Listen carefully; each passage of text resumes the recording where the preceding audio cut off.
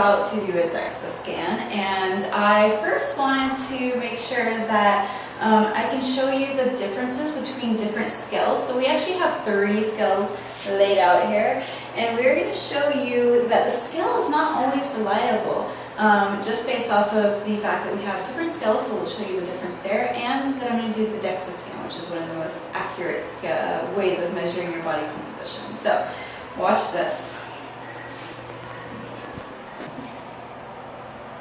This one just does weight. So this one just does weight, and I'm 113.1. This is my scale that I've actually been using at home. So that was my last measurement.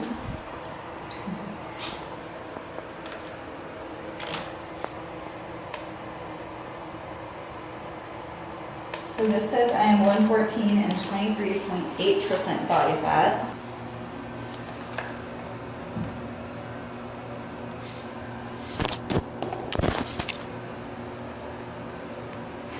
Look at that difference. I know. 112.6 and 20% body fat.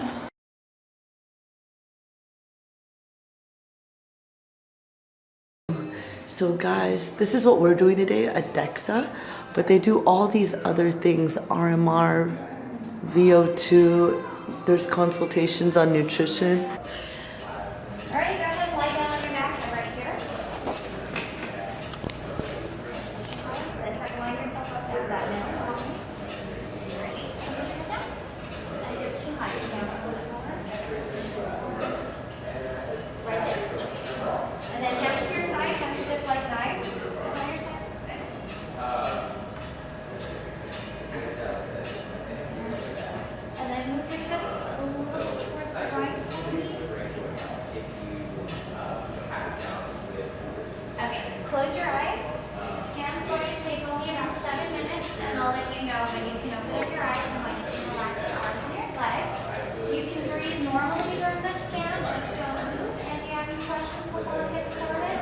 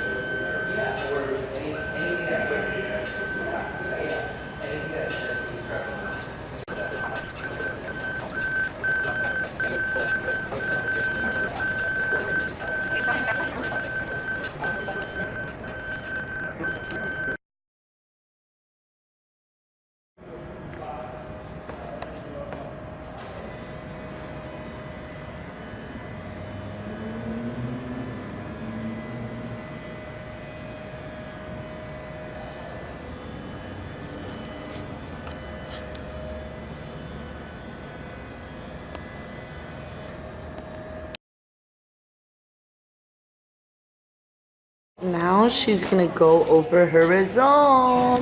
We're waiting for the gentleman, what's his name, Mark? To tell her what her results are. Comparing, ooh. Let's see what this says. Comparing DXA to other body fat. Okay, wow. Oh my gosh.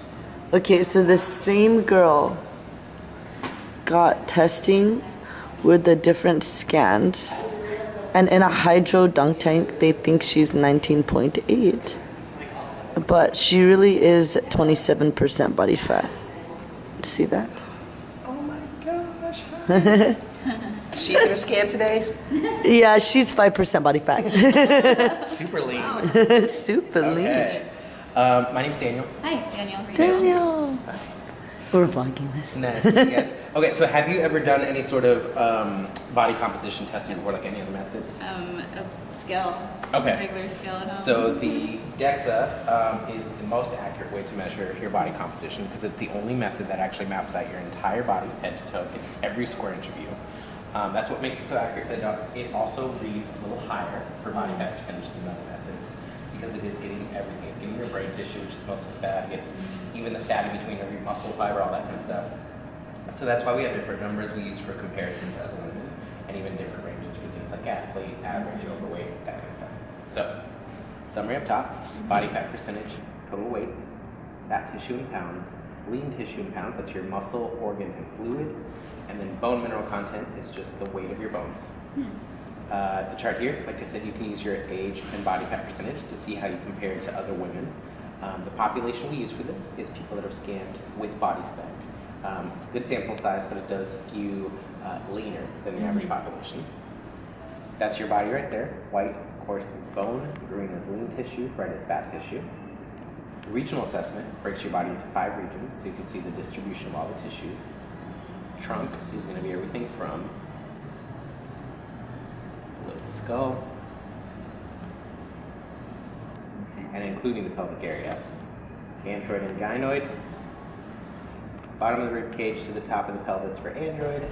Top of the legs to the bottom of the trunk for gynoid. So it's basically your waist and your hips. Okay. And we're looking at a ratio of the fat tissue in those 2 areas. We want to see the android to gynoid, or the waist to hip ratio, below 1. You can see yours is under that. The reason we care about this ratio has to do with your android region. This is where a lot of your major organs are, and then this is where your visceral fat is. So visceral fat is that really dangerous inflammatory fat that actually surrounds your organs. Right. You can see in the diagram, we've got the 2 different types. Subcutaneous is the fat underneath the skin that you can actually pinch, and then visceral fat is underneath the abdominal wall, here in red. For women, we want to see that less than 0.7 pounds, and you want it as close to 0 as possible. You can see yours is at 0.75, so basically there. And this, yeah, almost. Getting there. And this is affected most by your nutrition. So things like sugar, alcohol, junk food, all that kind of stuff will tend to have the biggest impact on your visceral fat. Sometimes things like genetics play a role, or lack of sleep, stress, that kind of stuff. But most of the changes are going to come from nutrition.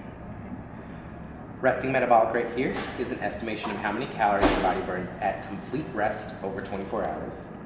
The DXA gets this estimation using your lean body mass. So it's basically saying if you were in a coma, your body would still burn a little less than 1,100 calories just being alive. So not a calorie goal. That's just how many calories it takes for you to be alive. Right. Bone report gives you what's called a Z-score. That compares your bone density to other women of the same age and ethnicity. This is a comparison to national database, not just people that have come to body spec. So negative 0.2, but yeah, kind of in the middle there. So maybe around like the 40th percentile or so, which is below average. But you can do your part to make your bones as strong and healthy as possible with calcium and vitamin D, of course. Weight-bearing weight-bearing exercises and high-impact exercises. Which I can't do. Well, you can't do. I have PCOS. Okay. I can't do high impact. Can you do resistance training? Yeah. That'll I'm help. working on that. Oh, And then good. calcium and vitamin D too. Yes. Yeah, because after the age of 30, you just turned 30, right? Yeah. That's where we're basically at our peak bone density, so it's all kind of downhill from there. So essentially now our job is to slow Gotta the work breakdown. harder. Yeah, you're essentially like slowing the breakdown. Muscle balance report compares the right and left side of your body to see if there are any major imbalances to be aware of. We focus on the lean tissue for that one. Right and left arm here in the bold, 0.1 pound difference, nothing major. Right and left leg looks like a 0.4 pound difference, nothing major. Pretty balanced overall. And that's everything. Do you have any questions about anything we went over, or just any questions in general? No, I'm glad that I finally got an actual accurate reading, because it's not anything close to what my skull has been telling me as far as body fat percentage. Yeah, those, the bioelectrical impedance, those can vary. Like you can measure, hop off, measure again, and get like 3% different. And And it's, I mean, you can see her, like she did, I don't know if you guys were looking at this or not, she did all these different methods within 2 hours of each other, fasted. DXA, the accurate reading was 27%. Everything else got her, bioelectrical impedance scale got her 24.6. The hydrostatic, which a lot of people think is the most accurate, got her 19.8.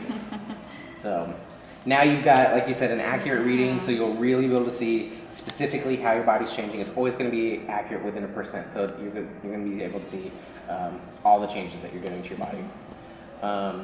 If you don't have any other questions, this will be uploaded onto your body spec account, so you'll have a digital copy And if you guys think of any questions in the future, call us or email us. We're always here to help. Yay!